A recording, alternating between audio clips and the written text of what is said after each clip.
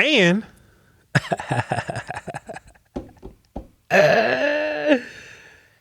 and Bryan Broaddus, man.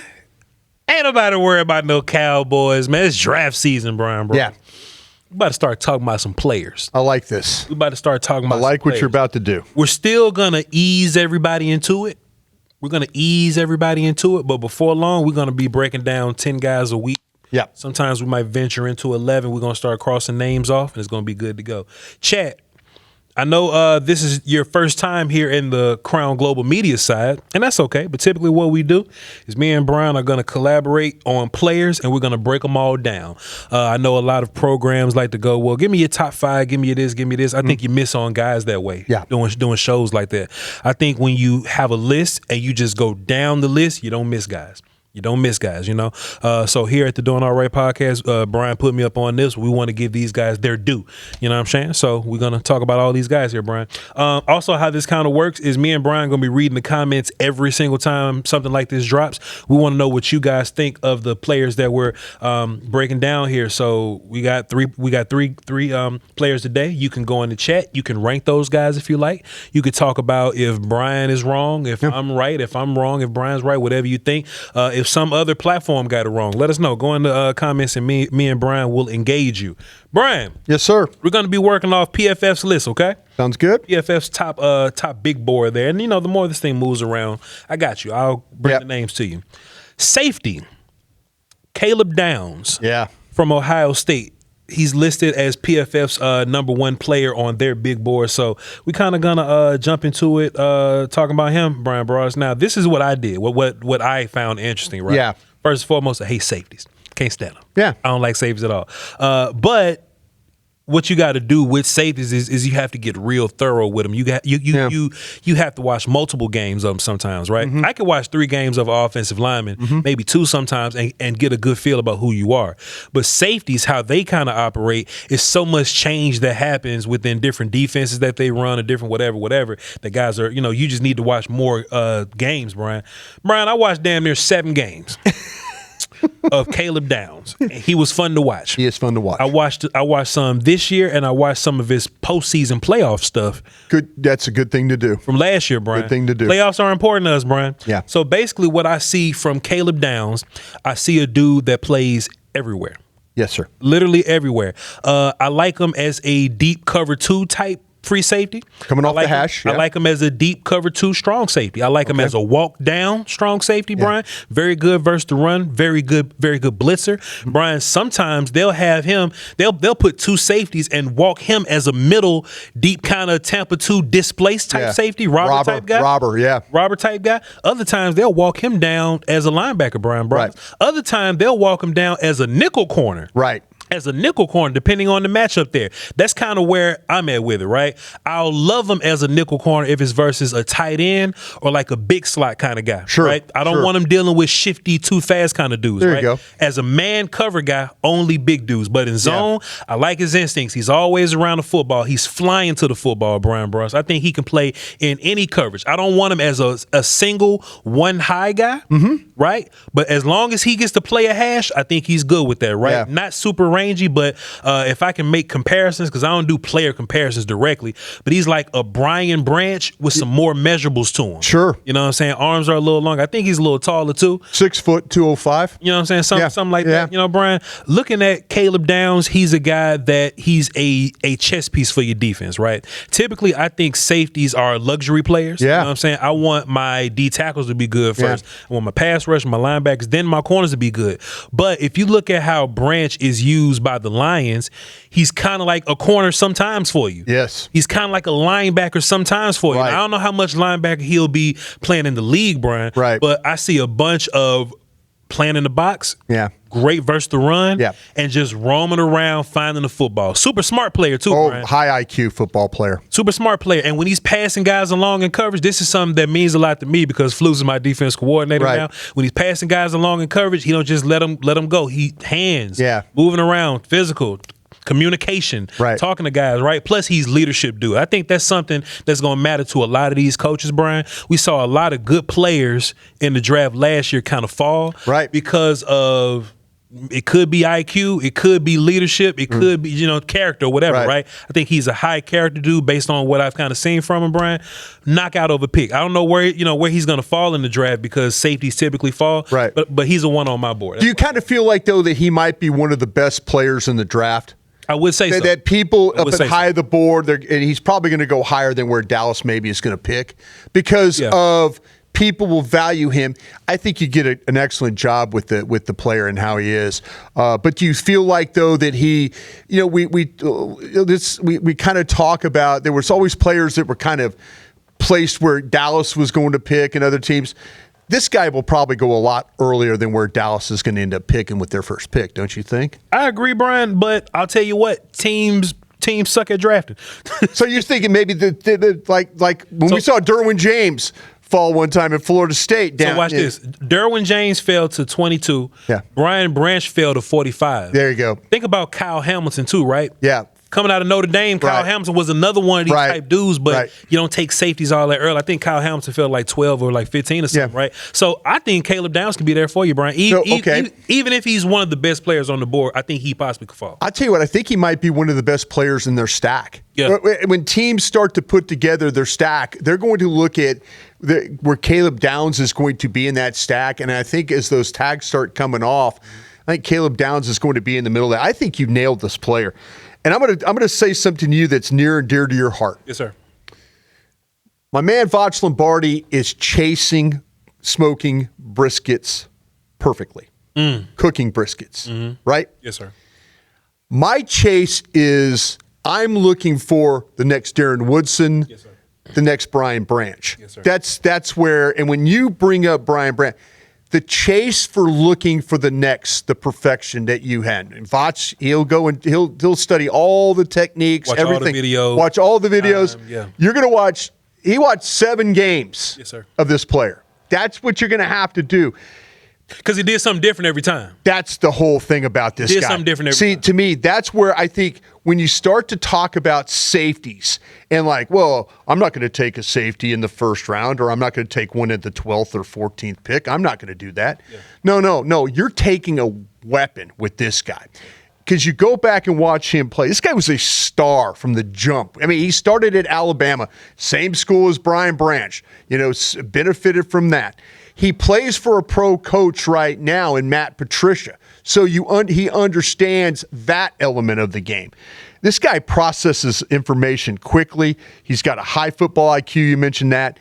He does not shy away from tackling at all. He doesn't miss tackles as a player. He lines up all over the formation. His reactions are good. He thrives in those tough, tight situations as a player. And I think he's got a little bit of a gambling element to him.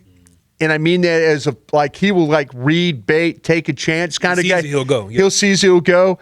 I think you live with that. I think you live with him as a gambler. I think he's a much better player. You mentioned about the 2 deep, maybe not all the single high stuff.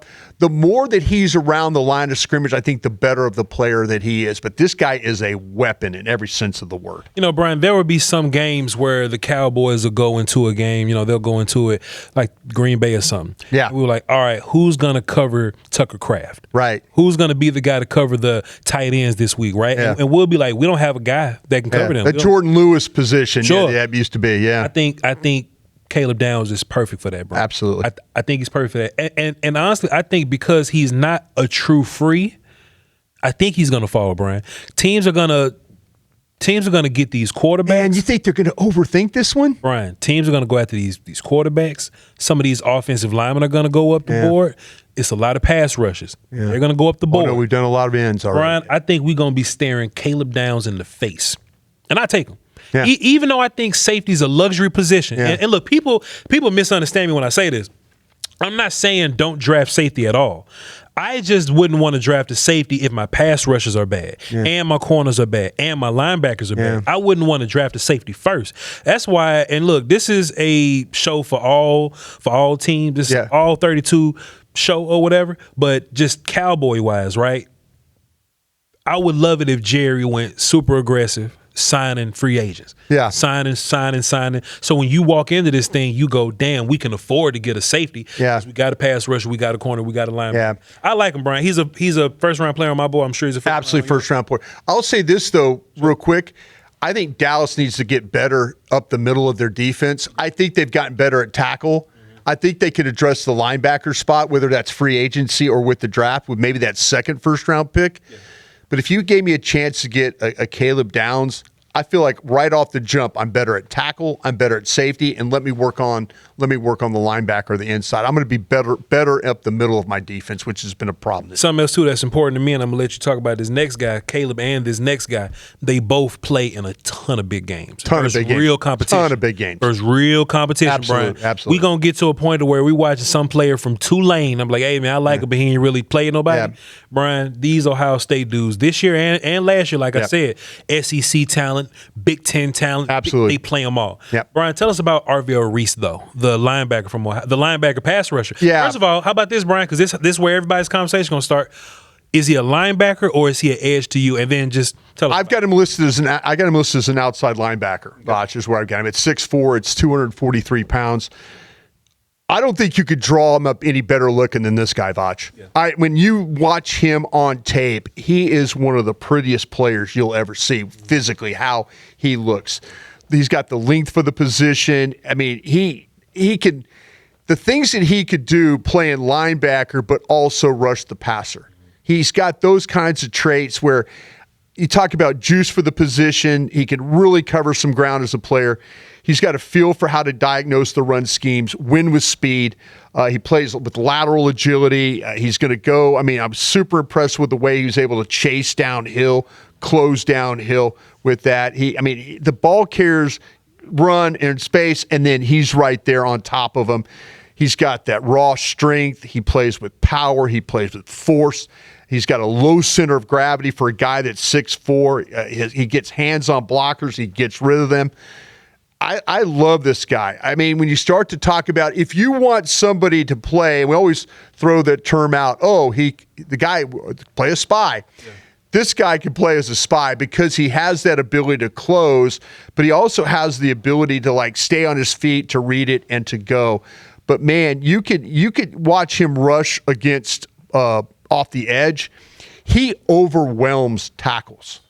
I mean, I watched him against the Washington Huskies and then against Minnesota, and they got some bigger offense. He was just running over dudes the way that he was playing, and I think that he's just the explosiveness, the way he erases space, the way he covers ground. Arvell Reese is, in my book, will probably be, when I stack him, will probably be the number one player on my board. If I had to say it right now as we speak, I would think that he will probably be my number one player. See, Brian, that's why we have to be careful with some of these labels. Yeah. Not just me and you. I'm talking about everybody watching. We got to be careful with some of these labels. Because we'll look at a guy, and I've been saying this kid's name for a while when talking about Reese. Jalen Walker last year. Yeah. For Georgia. Yeah. Oh, boy, Brian. It was like, hey, man, he's revolutionary. He's a Micah Parsons is what he is, Brian. Exactly, yeah. He's a Micah Parsons type guy. Boy, they said that Jalen Walker go out there play some linebacker, go out there play some pass rush. Yeah. Brian, this Arvell Reese kid does everything better than Jalen Walker. He does everything better. Everything better than Jalen Walker. Everything better. When I was watching, and I have to keep talking about him because I have an internet footprint of me talking about Jalen Walker. So people watching know kind of where we at with this, Brian. Brian, I was watching Jalen Walker, and I felt like he wasn't a great linebacker. Yeah. I feel like all of his best plays were moving forward. Yeah. Which is okay. You just more of an edge to me, right? Mm-hmm. But even him as an edge, he was kind of small. Didn't have the longest arms. He wasn't all that tall, Brian. Mm-hmm. I didn't think he had the best athleticism in the world, but he was a really good football player. Brian, Reese got the measurables. Reese got the athleticism.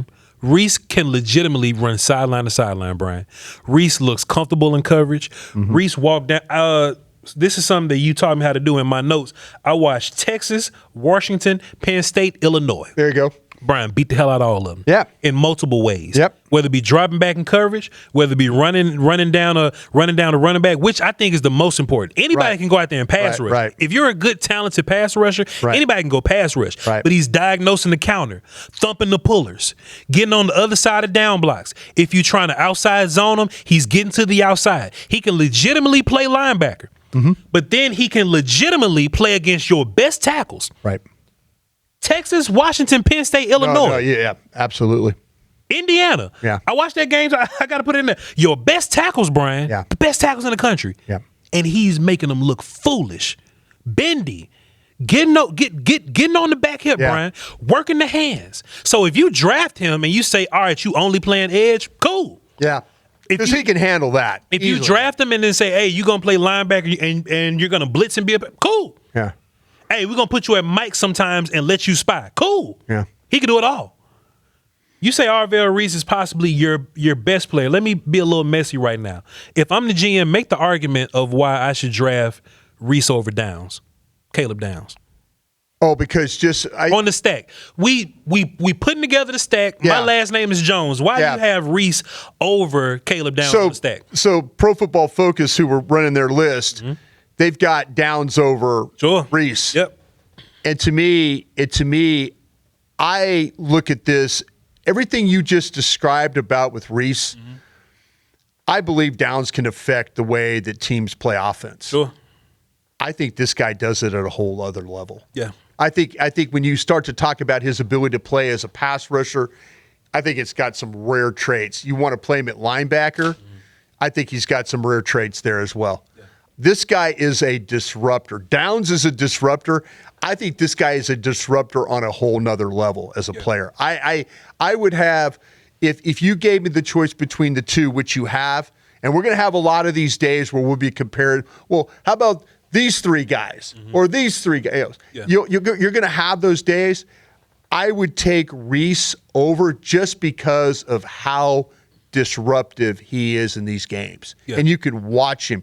You can watch Downs be disruptive, but not to the level of what Reese is. I totally agree. Caleb Downs is a chess piece. Right. That benefits the coordinator that's calling plays for him. Right. Reese is a player that gives the other team fits. Yeah. I got to find this guy. Yeah, he is the reason. There's things that you would have to do as an offensive coordinator to deal with Downs. Yeah.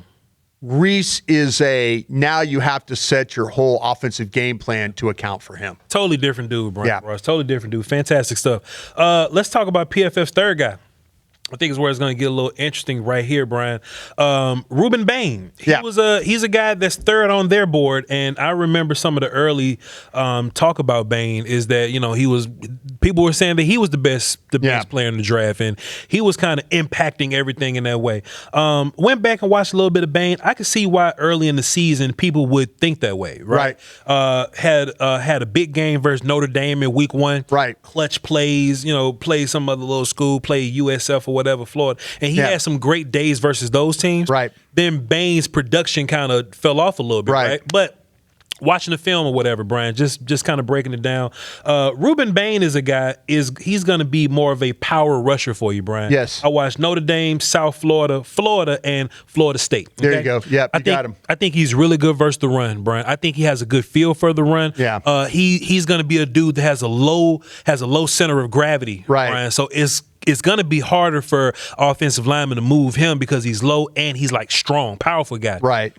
He kind of knows what to do with his hands. He's like a hand fighter type guy, like a hand in the chest, push you around type dude. I wouldn't call him bendy or anything like that. He's going to win with power. He's going to win with setting you up with hands and stuff like that, Bryan. I think some of his best work is when he lines up in B-gap. Lines up in B gap, and he turns into a dude that's a little more bursty on the inside, a little more quick on the inside. Now, here's my list of what gives me a hard time, right? Like I said, if you're going to play him at edge, he's not the most bendy guy in the world. He is not the most bendy guy. Teams are going to knock him for his size overall. He's not very tall. 6'3", 275 is what he's listed at, and we'll get the official. Might be shorter than that. He looks much shorter. He looks much shorter, yeah. Teams are definitely going to knock him for his arm length, Bryan. Okay, and I want to get into that a little bit, though. Sure. as an offensive line guy, and this is the argument that I have when teams are starting to talk about lack of arm length. Yes. When do we see offensive tackles that completely extend on these rushers? It doesn't always happen. See, that's what I'm saying. I wonder if from my era of always talking about short arm guys, does it really affect? Does it really affect? Because when do we see, they always say, oh, they need to lock out. Yeah. It seems very rare that we get offensive linemen nowadays that completely lock out on somebody. Here's my logic.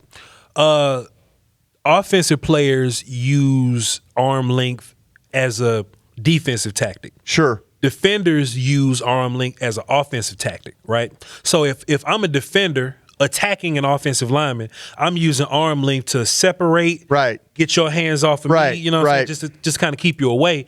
As an offensive lineman, if you're long arming me, I can then use my long arms to grab you. And if I can outreach you, then your offense of long arm goes away. Right. And you're right. Offensive linemen aren't like this. Yeah, not everybody, because if you're like that, you're probably going to be overextended. But if you have 34-inch arms, 35-inch arms, you can have a little arm bend. A little bend, okay. And I still got longer arms than you. Yeah. See what I'm saying? So I think long arms affects the offensive lineman just as a countermeasure, right? But typically what happens with these defenders, if they're not using long arm, if they have enough hand fighting in them to where they don't have to use a long arm, then it's cool. I think this guy's best trait is the way he plays with his hands. I think, you can talk about, we could say the non-bendy aspect of his game, and it's not, he plays with far more power, but the way that he plays with his hands, I think is the reason why he's able to get away with maybe having some shorter arms. So for example, Bane and Cassius Howell both have shorter arms. Yeah. But they know how to fight with their hands, right? TJ Parker run down the middle of people. Yeah. You know what I'm saying? Yeah. Running down the middle of people with no hand fighting, you're going to lose every single time. If he has short arms, he doesn't. But if he has short arms, he be in deep shit because he just run down the middle of people, right? Right. So for a edge player, as long as you know how to fight with your hands, I don't really knock you for arm length that much. But I know teams will. Right. I know other teams. Yeah, and scouts need to get out of that mode because you watch this guy play, and the point you made about the arm bend and 35-inch arms and not extending. But, man, there used to be a time in my life where I was totally on the, he's a short arm guy. He's going to have to do this. Dane Brugler will come on our program, I'm sure, and he'll tell you, he's a bit of a short arm guy. When scouts now say that, I kind of, How does he play with his hands? How does he get off blocks? Is he able to control blockers? This guy, Ruben Bane, he plays with a lot of power, too. He plays with leverage. You could line him up just anywhere along the line of scrimmage, and he's going to be fine. You mentioned him playing as a 3 technique. He could play that. He could play the end. Man, I saw a violent football player here. He creates problems for blocking schemes. And we talked about the coordinators. I think you have to account for this guy because of all the different places that he absolutely plays. But man, he gains some ground, and he gains direction with the way he comes off the ball. The motor is outstanding. The pursuit's outstanding. He plays the game at full speed. I really like this guy a lot. Yeah, me too, Brian. I have a first-round grade on him, but I got 2 edges ranked higher than him, Brian. We're going to cross that bridge. Across that leg. What you got him at your boy? He's the first edge. He's your first edge? He's my first edge. Hey man, we got some good talk coming, man. We got some good talk. Ladies and gentlemen, this is just a little taste, just a little preview of what we're doing here. Eventually we're gonna get to a point where we're doing this 3 times a week. Yep. Brian. And we'll figure those days out and let you know.